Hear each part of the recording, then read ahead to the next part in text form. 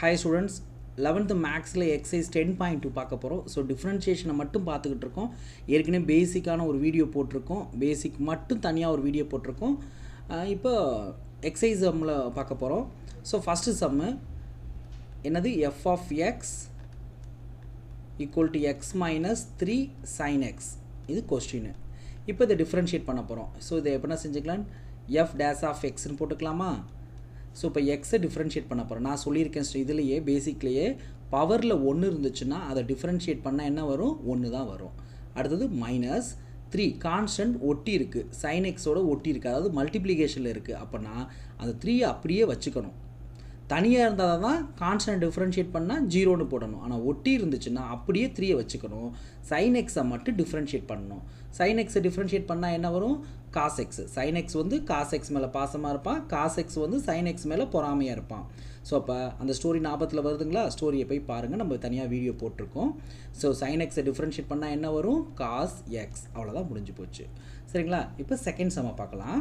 Second சம்மில் என்ன question என்ன கொடுத்துருக்கான், y equal to sin x plus cos x. ஸோ இது அப்படியே டேரெக்டாக ஃபார்முலாவை அப்ளை பண்ணிட்டா போதும். இப்போ ஒய் டேஷ்னு போடலாம், இல்லை டிஒய் பை டிஎக்ஸ்ன்னு கூட போட்டுக்கலாம். நான் ஒய் டேஷ்னே போட்டுக்கிறேன். ஈக்குவல் இப்போ சைன் எக்ஸை டிஃப்ரென்ஷியேட் பண்ண போகிறோம். ஸோ இந்த இடத்துல மட்டும் ஸ்டோரி ஞாபகத்தில் வச்சுக்கிட்ட சொல்லட்டுங்களா.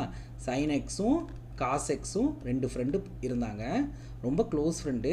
சைன் எக்ஸ் என்ன செஞ்சான், சைன் எக்ஸ் வந்து காஸ் எக்ஸ் மேலே ரொம்ப பாசமாக இருப்பான். பாசம்னா என்னது, ப்ளஸ்ஸு. ஆனால் காஸ் எக்ஸ் வந்து சைன் எக்ஸ் மேலே பொறாமையாக இருப்பான். ஏன்னா சைன் எக்ஸ் வந்து காஸ் எக்ஸோட நல்லா படிப்பான், நல்லா சூட்டிக்கலாக இருப்பான். அதனால் கொஞ்சம் பொறாமை காஸ் எக்ஸுக்கு இருக்கும். ஸோ சைன் எக்ஸ் வந்து காஸ் எக்ஸ் மேலே பாசமாக இருப்பான், பாசம்னா ப்ளஸ்ஸு. ஆனால் காஸ் எக்ஸு சைன் எக்ஸ் மேலே பொறாமையாக இருப்பான். ஸோ அதனால் மைனஸு. இதுக்கப்புறமும் இன்னும் எல்லா ஃபார்முலாவுக்கும் ஒரு ஸ்டோரியை கண்டினியூ பண்ணுவேன். ஸோ அந்த ஸ்டோரியை வந்து நம்ம வீடியோவில் பாருங்கள். இப்போ சம்முக்குள்ளே வந்துடலாம். அப்போ சைன் எக்ஸை டிஃப்ரென்ஷியேட் பண்ணால் என்ன வரும், ப்ளஸ் காஸ் எக்ஸ். அடுத்தது காஸ் எக்ஸை டிஃப்ரென்ஷியேட் பண்ணால் மைனஸ் சைன் எக்ஸ். டேரெக்டாக அப்படியே ஃபார்முலா அப்ளை பண்ணிட்டோம், அவ்வளோதான், முடிஞ்சு போச்சு. அடுத்தது ஃபோர்த்து சம்மை பார்க்கலாங்களா. ஃபோர்த்து சம் என்னது, y equal to cos x minus 2 tan x. இப்போ காஸ் எக்ஸை டிஃப்ரென்ஷியேட் பண்ணால் என்ன வரும், ஒய் டேஷ் இங்கே போட்டுக்கிறோம். காஸ் எக்ஸை டிஃப்ரென்ஷியேட் பண்ணால் மைனஸ் சைன் எக்ஸ். அவ்வளோதான், முடிஞ்சிருச்சு. அடுத்தது இந்த மைனஸ் அப்படி இங்கே போட்டுக்கலாமா. இங்கே 2 வந்து tan எக்ஸோட ஒட்டி இருக்குது, அதாவது மல்டிப்ளிகேஷனில் இருக்குது. அதனால் 2 அப்படியே வச்சுக்கலாம். tan எக்ஸை டிஃப்ரென்ஷியேட் பண்ண போகிறோம். அப்போ tan எக்ஸுக்கு நான் ஷார்ட்கட் சொல்லி கொடுத்துருக்கேன் ஸ்டோரியில். tan எக்ஸு காட் எக்ஸ்னு பக்கத்தில் 2 பேர் இருந்தாங்க. tan எக்ஸுக்கு 2 குழந்தை பிறந்துச்சு, 2மே ட்வின்ஸாக இருந்துச்சு. எப்படி ஞாபகத்தில் வச்சுக்கிறது, டீனா என்னது, டைமு. டைமோட யூனிட்ஸ் என்ன, செகண்ட்ஸு. அதை அப்படி ஞாபகத்தில் வச்சுக்கோங்க. செகண்ட்ஸ் சீக்கன் எக்ஸு சீக்கன் எக்ஸ்னு ரெண்டுமே. tan எக்ஸுக்கு 2 குழந்தை பிறந்துச்சு, ட்வின்ஸாக பிறந்துச்சு. சீக்கன் எக்ஸு. இதை எப்படி சொல்லலாம், சீக்கன் ஸ்கொயர் எக்ஸ்ன்னு சொல்லலாமா. அதே மாதிரி காட் எக்ஸுக்கும் ட்வின்ஸ் பிறந்துச்சுங்க. என்ன குழந்தைங்கன்னா பேர் என்னென்னா கொசிக்கன் எக்ஸு. எப்போதுமே 2மே ரெட்டை குழந்தை பிறந்தா ஒரு குழந்தை நல்லா இருக்கும், ஒரு குழந்தை ஆரோக்கியம் இல்லாமல் இருக்குமா. ஆனால் tan எக்ஸுக்கு 2 குழந்தையும் நல்லா இருக்குது. ஆனால் காட் எக்ஸுக்கு ஒரு குழந்தை நல்லா இருக்குது, ஒரு குழந்தை வந்து ஆரோக்கியம் இல்லாமல் இருக்கிறனால மைனஸ் போட்டோம். அப்போ இதை மல்டிப்ளை பண்ணால் மைனஸ் கொசிக்கன் ஸ்கொயர் எக்ஸ். இதை தனியாக ஒரு ஃபார்முலாவாக நான் ஸ்டோரி மூலமாக சொல்லி கொடுத்துருக்கேன். இந்த இடத்துல tan எக்ஸ் காட் எக்ஸை ஒரு ஞாபகத்துக்காக இதை மட்டும் சொல்கிறேன்.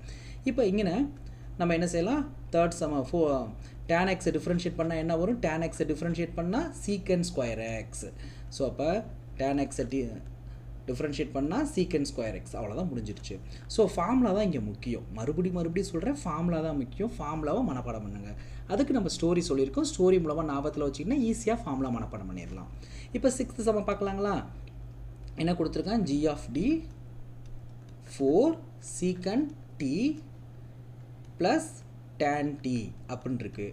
ஸோ இப்போ இதை டிஃப்ரென்ஷியேட் பண்ணோம், g ஆஃப் டி டேஷ் போட்டோம். இங்கே 4 வந்து ஒட்டிக்கிட்டு இருக்குது, அதனால் அப்படியே வச்சுக்கிட்டோம். சீக்கன் டீயை மட்டும் டிஃப்ரென்ஷியேட் பண்ணுறோம். நான் தான் சொல்லியிருக்கேன், tan எக்ஸ்க்கு 2 பிள்ளைங்க, சீக்கன் எக்ஸ்ன்னு சொல்லியிருக்கேன். அதில் ஒரு பிள்ளை மட்டும் தனியாக இருந்தால் என்ன அர்த்தம், அவங்க ஃபாரின் போயிட்டான்னு அர்த்தம். அப்போ சீக்கன் எக்ஸு ஃபாரின் போயிட்டான். அப்போ மீதி இன்னும் ஒரு சீக்கன் எக்ஸ் யார் கூட இருப்பா, tan எக்ஸோட இருப்பான்.